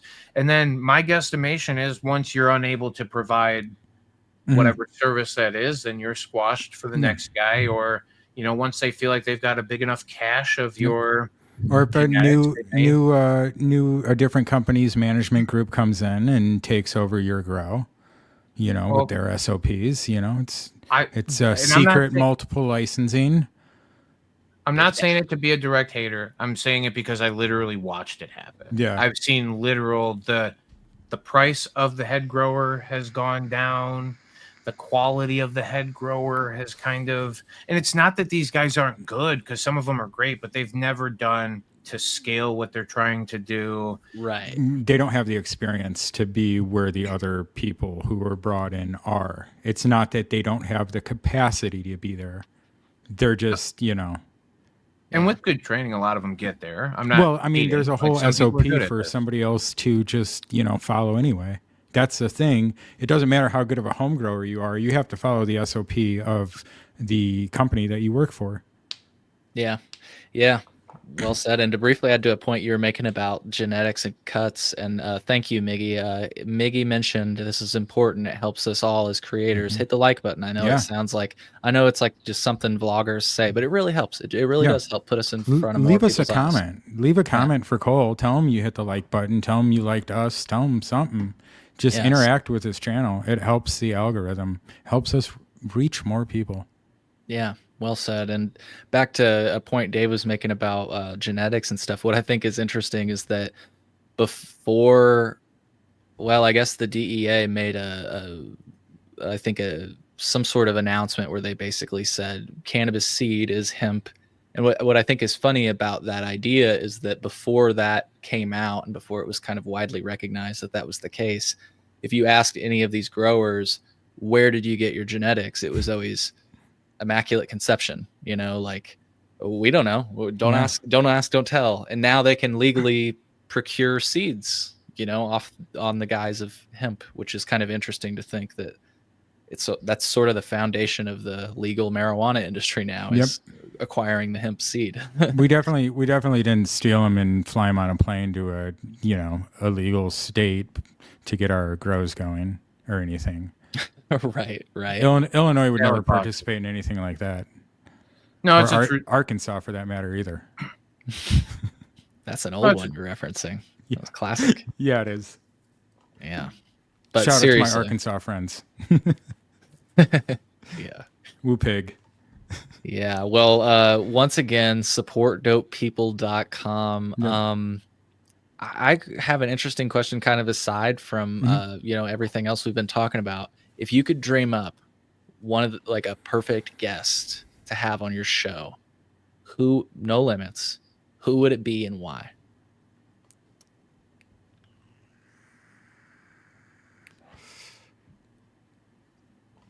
Dave's Good really question, thinking. huh? Dave's really thinking about this one. I mean, yeah, my brain went like multiple directions there. I mean, like, you almost gotta say one of the big four, right? Like, there's the Mount Rushmore of cannabis is definitely Tommy Chong, Cheech Marin, Snoop Dogg, or Willie Nelson, right? Yeah. Go to and there's some- ColeMemo.com. You can see 2 episodes with Tommy Chong. Oh, fuck believe. yeah. Yeah. Yeah. Snoop Um, Dogg would be tight. Willie, though. That's Yeah. another good one. Willie would be cool. Honestly, Doug Benson would be pretty cool. Oh, I think. hell yeah. Yeah. I remember I Um, watched his Super High Me like way back in the day when Netflix first like kind of was hitting, you know? Yeah. Man, that's a blast from the past. I forgot about that name. Yeah. No, like, those are the guys that, like, I mean, I guess maybe two, like, if you really, I think for Aaron, it'd be super cool to, I mean, not to speak for on your behalf, but like, what's his name? The Strain Hunter. The fuck is his name? Aryan Roscom. Yeah, that'd be cool. To get somebody that's been around the world and traveled and touched this plant in so many different lights would be super cool, because like one of my favorite people that I got to interact with in the cannabis space so far was a scientist at the Mary's Medicinals facility in Colorado back in like 2016. And the conversation that I had with them was like one of my favorite things ever. But they were like, listen, this plant is just geo-locked, right? Like, wherever it came from is why it grows the way that it does. And it's what we have to get away from is thinking that it's a fuck ton of different things, and really just realize it really is one thing manipulated by the environment, right? I mean, we can be part of the environment, so we can manipulate it, but this thing is just a product of its environment. And, you know, what it's capable of giving us is, I mean, I don't know.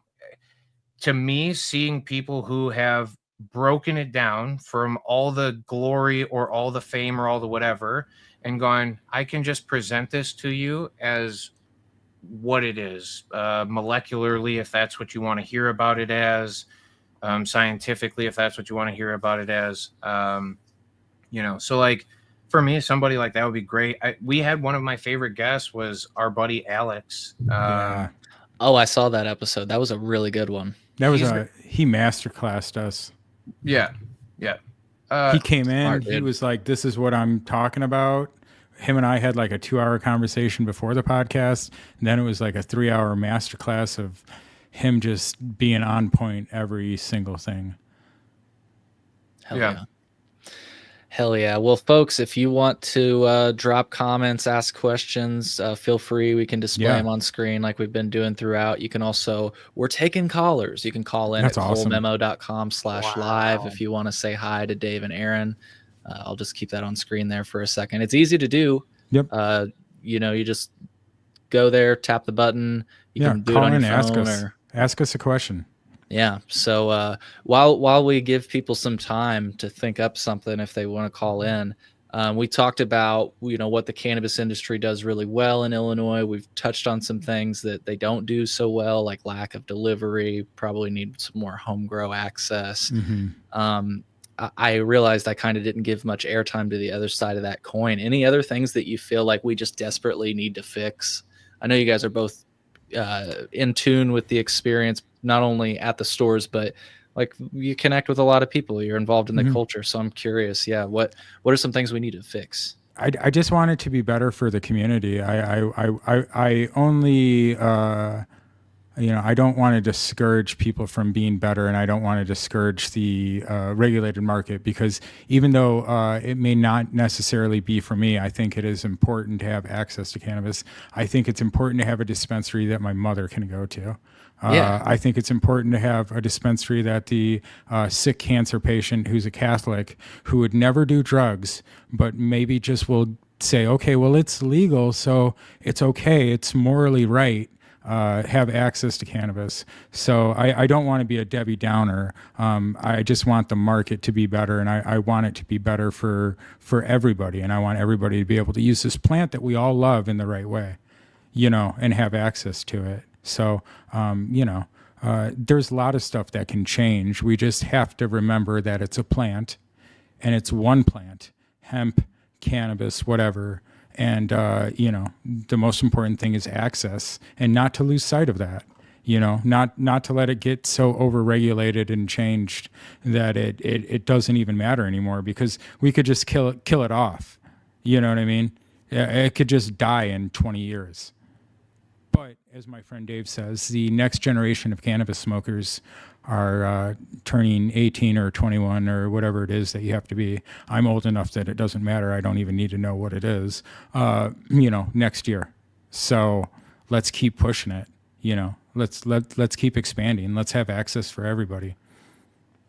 Hell yeah. Plenty of bad stuff to be, black-pilled about. But let's continue to be optimistic and be white-pilled about it. You know what I mean? Yeah. Yeah. Dave, any thoughts on that one? I got a interesting thought lined up, but I want to give you the space. I guess quickly without going too far, I think in Illinois specifically, big points that could be changed that I would like to see changed. Possession limit. Yeah.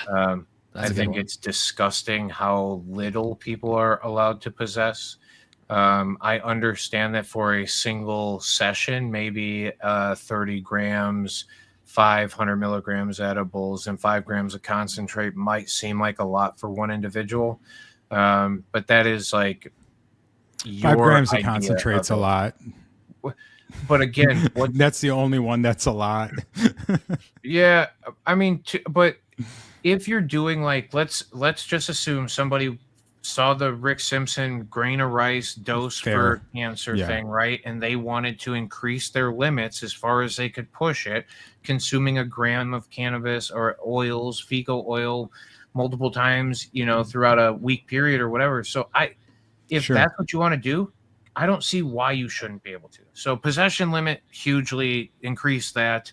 The way the stores operate could be drastically better. But that's just retail. I mean, at the end of the day, you're a compliance company that masquerades as retail. You can only do so much to change customer experience, and not on a legal level, right? It's because of the legality and what people are allowed to do that the customer experience is lacking. Mm-hmm. Like you said, when it's all just CPG, right? When it's literally just a package of shit, and half the Yep. time you can't even see through the packaging. Right. Right. And we've You already are- changed. We've changed all the names, so you couldn't even imagine the lineage, even if you were halfway educated. If you were intermediately educated, it would be names hard to don't tell mean what is anything what. almost anymore. Correct. Right? Like back in the day, when you said Kush or when you said Chem or when you said Diesel or when you said whatever it Gas. was, all of these things, white had a connotation to it, Yep. purple had a connotation to it. There was a lot of things that made sense, and now that's kind of gone away. But no, I do think that the customer experience could be far better. And it's, I think with a little loosening of some of the things that are going on, it could be better. I'm not saying that. Yeah, no, that's it. I think really those things would allow the market to boom, or get to a point where at least Michigan is, right, where they're doing double what we're doing. Well, and this is halfway a point to one of the commenters said that they would love to see a market where home growers have a space to sell to dispensaries. Yeah, I talked about that earlier about New York, who has the framework for that. I think some of it early on, there was an issue because the point of sale had to be through a licensed dispensary, and the dispensary, like no dispensary is going to want to do that.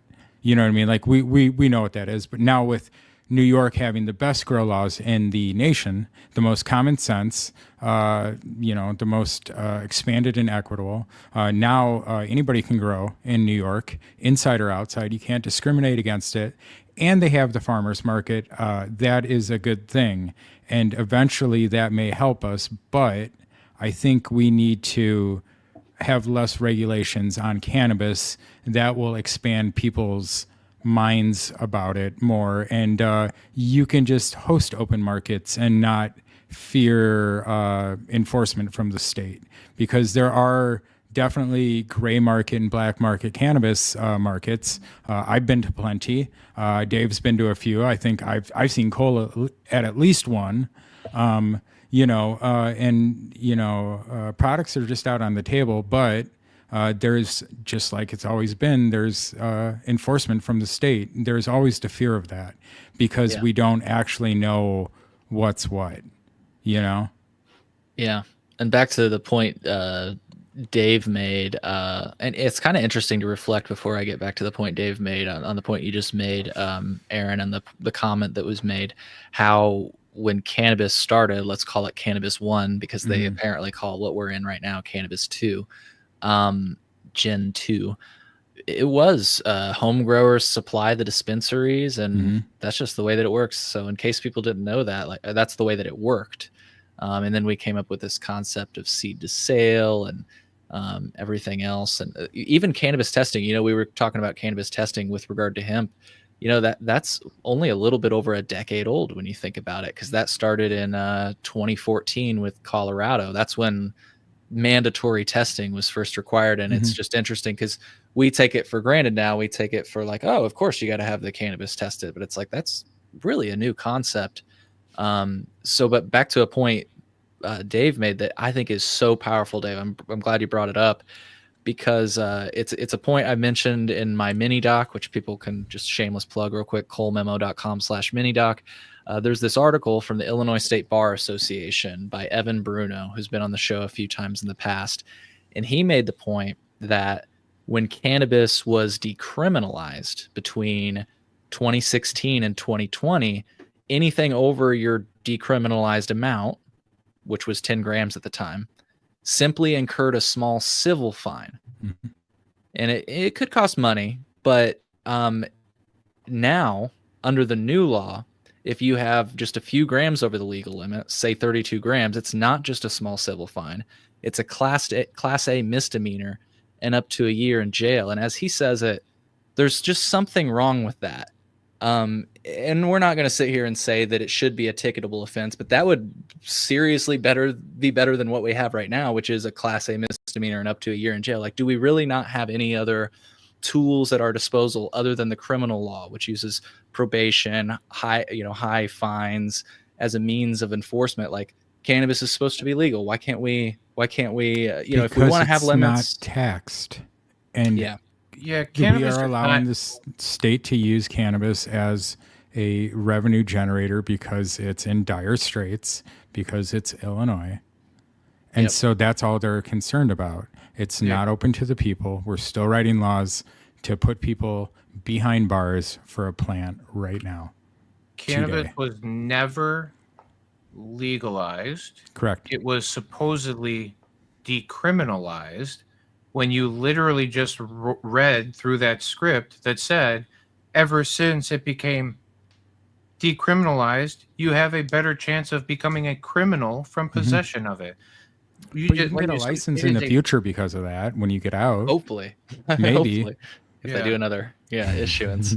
Never. it's- and that's the question, really. It's like, how are we going to right those wrongs? Because that's still wrong, And I guess I think more to both of your points, we didn't legalize it. We've taxed and regulated it Mhm. and decriminalized the purchase and possession of small amounts. That's Yep. that's what we've done. And to your point, Aaron, and it's one of the last quotes in my mini documentary was Representative Carol Ammons, who was one of the people that spoke against the bill.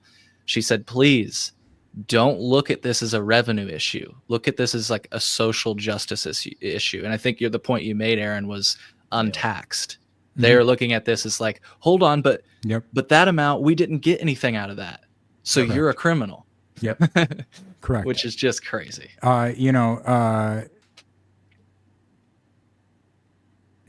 The state is the mob that we pay. That's Yes. it. Anything else, we'd call it the mafia. It is what it is. Like, of course, they want their money. They took $400 million last year for not picking up a fucking finger. And maybe, okay, I lied. I did see a lot of state inspectors come through the dispensary. All right. They At least, come through at least and once a month. well, the Illinois State Police, the IDFPR, they're a little bit behind schedule. So maybe you'll only see them every 4 to 6. What? You know what I mean? That's the whole thing, is when they feel like it, that's when they will. But a lot of times too, the representatives that were coming in to do their job were just making a fucking paycheck. They got a wife at home. They got a husband at home. They're just coming in to make their fucking paycheck to go back home and do their thing. Yep. They got their set of SOPs. They go through, they mark their check boxes. And so long as they mark their check boxes, they can go back to the people who pay the taxes and say, look at what we did. We did 20,000 inspections last year. And it's like, well, yeah, you're scheduled to do 12 of them per building. There's 100 buildings. We can start to do math. That's real straight. But that's all that the state is for. Pat on the back. Look what we did. We really contributed a bunch. This is why we deserve to profit from this. This is why we're going to. And it goes all the way back to that, like, big lump sum of money that the state had for all the medical patients that all of a sudden. Yeah, they what happened to didn't that figure bill that we were going to get refunded all that money for our medical cards back in the day? Yeah, and then what happened they to didn't that? figure out what to do with it in time. Oh, they so moved then it to just the took general it. fund? Yeah, they Right. took it to the They general moved it. fund. Yeah, to the CBD fund, which Yep. is not our favorite cannabinoid. No. It's the Cannabis Business Development Fund, which is Yeah. like, man, that's patients' money. Yep. Apparently, we're funding cannabis business with the money of We're- sick patients. Funding state-funded programs to get people into the market that we don't let anybody into the market into. Yeah. I'm sorry, that doesn't make sense. But, that is what they do. I really hope, though, that by discussing these things, Yeah. that it puts it on more people's radars and just makes us realize. I was asked recently, like, why do I do what I do, and why do I talk about what I talk about? And I think you would all agree it's because we still have more work to do. Mhm. It's great where we're saying I'm so appreciative of the progress we've made. Believe me, like again, I wouldn't be talking to you all right now on live on the internet if it weren't for the progress. But we'd be silly not to acknowledge, that there's just a long way to go. There's work to be done for sure. And there's real work to be done, and not just work to be done to generate political capital. The state deserves better, and the people deserve better, and the plant demands better. And you have to listen to the plant. If you use the plant, you understand. If you don't, then you never will. Yeah. Man. And I just think to all these points, there might be an undertone of something negative, but I think Cole keeps hinting back at it too, which is like the big thing. This thing is really moving forward. There's really cool shit going on. Don't be disappointed by what's going on, right? I mean, is there plenty of progression? Look at that narrow. Even if you find one thing, you're going, holy shit, that needs to be worked on. You can get pinpointed and just start working on it. You know, I mean, it's far better than being pissed off that it's not in existence. And I think that's what a lot of the people, that's what Cole has done himself.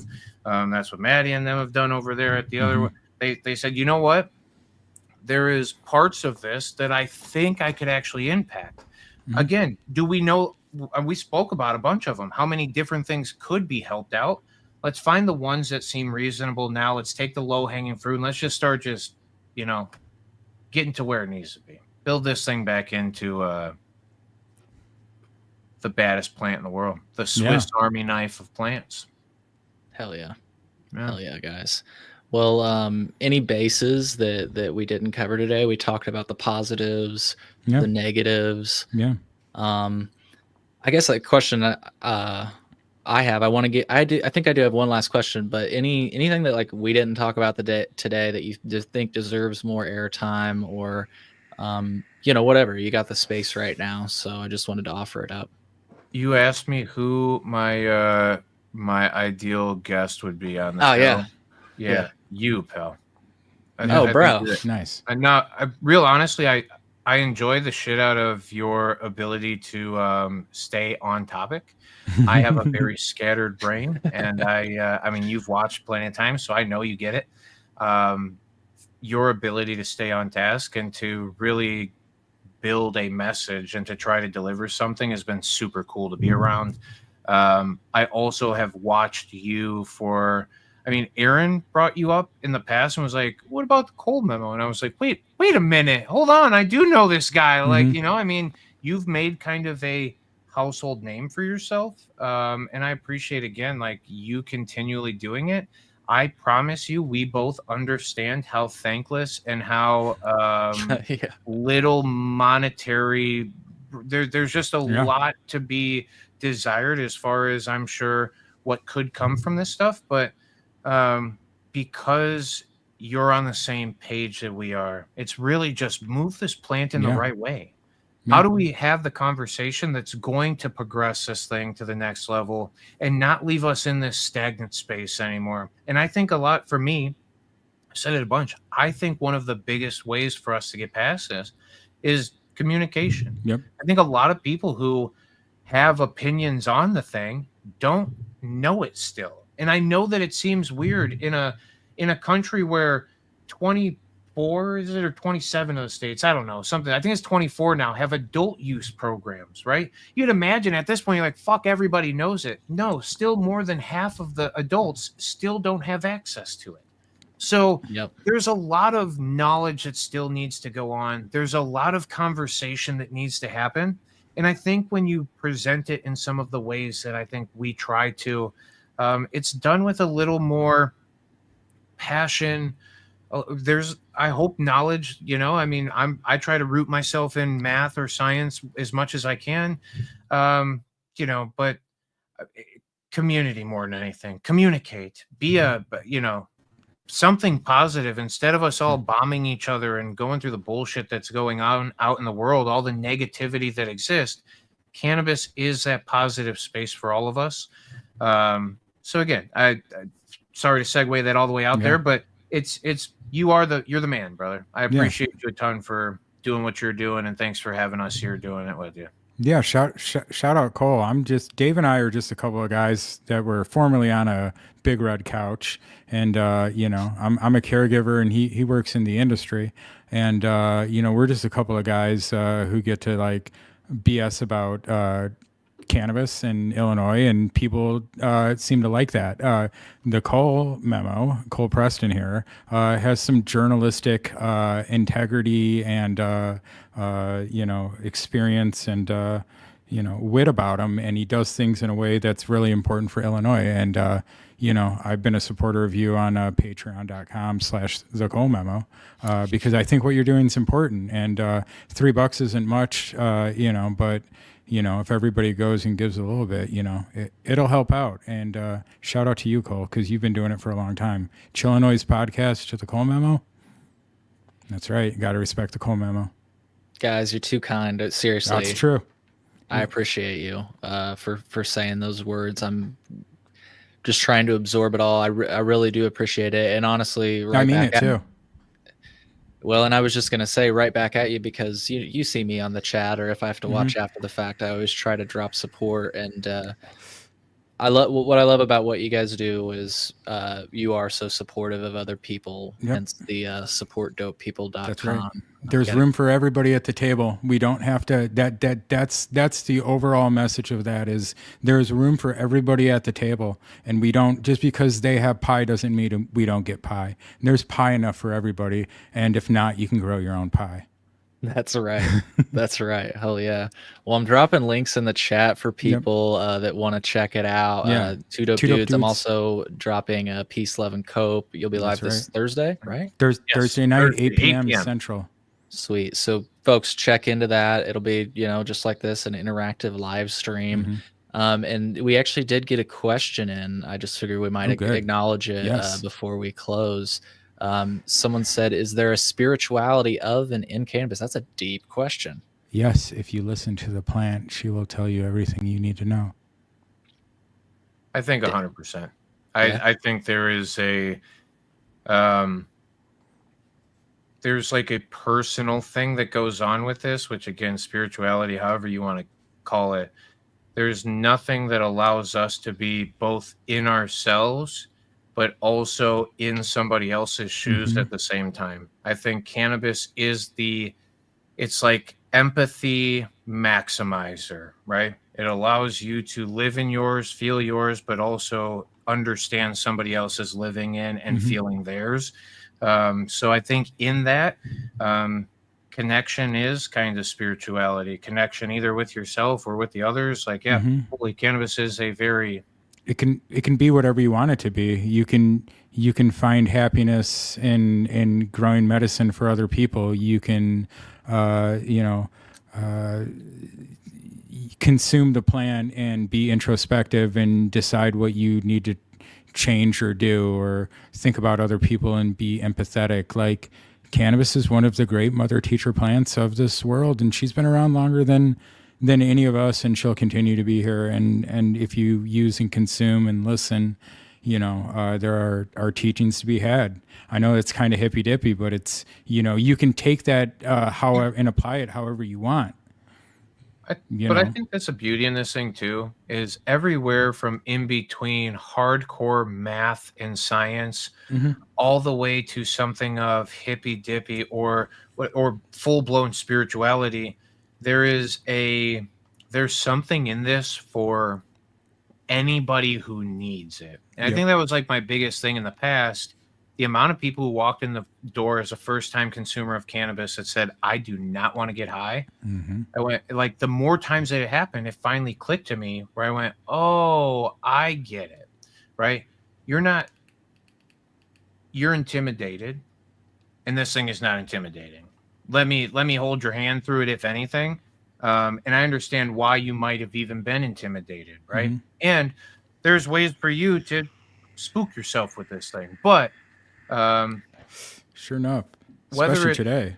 Yeah, again, whether it's spiritual or mathematical or whatever, this plant is so robust with personal experience and external experience that, I'll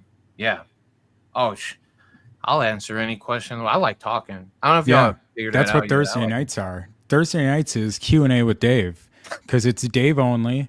And, back in the day, Dave used to do it like 3 or 4 times a week for hours at a time. And Dave's one of the very few people, shout out Tim Dillon, who can look at a camera and talk for 3 or 4 hours at a time and just continue to make sense the whole time. It's a whole muscle. It's a whole muscle. And, I just bring new stuff for Dave and I just tee him up and let him go. That's, it's really easy. It's really easy. Like I was like, how can I make it easy on Dave? Make him want to show up. Hey, you just tee him up, let him go. Watch the magic happen. But yeah, come Thursday night, Q&A with Dave only. He'll tell you all his perspectives. Take your health back into your own hands. Yeah. That's right. And it's Peace, Love, and Cope on YouTube. I dropped that in the chat, and afterwards I'll go back and drop it in the links or in the description so that people can just click go, subscribe, all that good stuff. Yeah, and I'll just say once again, support dopepeople.com. And guys, I don't know about you, but I feel like we should either do this monthly or bi-monthly. We got to work out our schedules or whatever, but it'd be kind of cool to do this as a regular thing. Let people know that it's happening. Because I just feel like we touched so many bases today, and we all have our own, perspectives. And I think it's just, it's a good conversation. And I don't know about the people, but I really had a great time today. So 100%. Yeah, me too. I think this is super fun. Let's do it again. Sweet. Well, it's got to happen. It's just got to happen. So leave a comment if you'd like to see 3 dope dudes, special, Look, Dave's I turned getting into the excited. Migos for a minute. I got so excited, dude. I just started making noises. Whatever. Yeah. We're already getting some people saying they're looking forward to another one in the future. So Alyssa and cool. Angelo are such awesome people. Yep. I see them all the time out at sessions in Carol's stream, which is a great spot to hang. If you like session in the burbs, come hang out with us. It's a good time. You should come out sometime. I just wanted to say thank you to some of your listeners. I see Kind Buds and Dank Nugs. Yep. That's my buddy Corey out of Ohio, who's a home grower out there, and we've competed in some competitions together. He's a good dude. Yeah, this Seymour Cannabis, another grower friend. Yep, check out Seymour. Subscribe to all our friends. Everybody in my in our chats are mods, so you can go to everybody else's channel and follow and like and subscribe and support the community. That's what it's about. Support dope people. I keep saying it. Support dope people. Yeah, Daily Homegrown. Miggy and Tom from Cannabis Legalization News were here. That was pretty cool. That's super dope. Yeah, I'm just trying to give other people a little bit of a shout out here. Somebody named Dial Up. I think they're from maybe one of your listeners as well. Maybe Brandon Krieger, Miggy 420. That was really cool. Brandon is cool. Penny Hearts, Cadaver Dog. That's great. Yeah. Macho Grams. Macho Grams. Macho. That was the person That was the person I was saying earlier who always says hi to me. Yeah. Super cool person. Chi-Town High Five was in here too. Yep. Super dope, dude. Just Nick DJ. Shout out our friends. Golly. Yeah.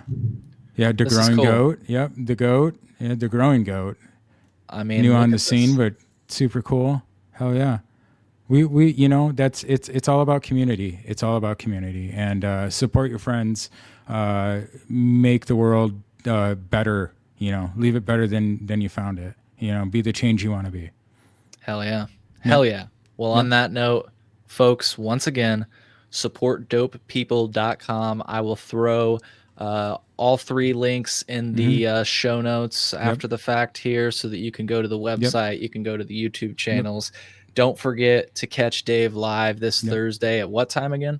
8 p.m. Central. 8 p.m. Central. So 12:15 Central Time. Elevated News Podcast on our Two Dope Dudes YouTube channel.